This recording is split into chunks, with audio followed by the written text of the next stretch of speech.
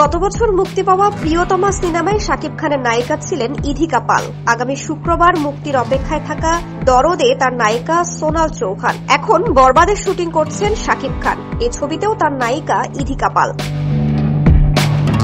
এবার ঢাকাই ছবির অন্যতম শীর্ষ নায়ক শাকিবের সঙ্গে কাজ করতে ইচ্ছা পোষণ করেছেন সৌমিত্রিষা কুন্ডু। গত রোববার রাতে কলকাতার একটি হোটেলে আয়োজিত অনুষ্ঠানে নতুন 18টি সিনেমার ঘোষণা দেয় প্রযোজনা সংস্থা এসকে মুভিজ। এই অনুষ্ঠানে শাকিবের সঙ্গে দেখা হয় সৌমিত্রিষার। এরপর থেকেই মুগ্ধতা কাটছে না এই অভিনেত্রীর।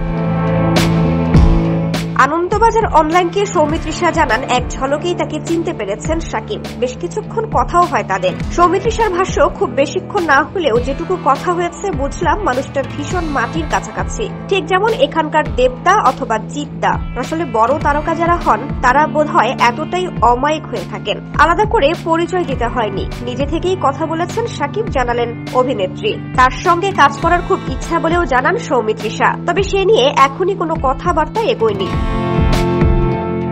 সৌমিত্রিষা বলেন, আমি শাকিব খান থেকে শাহরুখ খান সবার সঙ্গে কাজ করতে চাই। তাদের সঙ্গে কাজ করতে পারা তো জীবনের এক একটা অভিজ্ঞতা। সৌমিত্রিষা টিভি সিরিয়াল ও সিনেমায় অভিনয় করে বাংলাদেশের দর্শকদের কাছেও বেশ পরিচিত মুখ হয়ে উঠেছেন। মিঠাই ধারাবাহিকটিতে দ্বৈত চরিত্রে অভিনয় করে ব্যাপক পরিচিতি পান। এছাড়া দেবের বিপরীতে তাকে দেখা গেছে প্রধান সিনেমায়।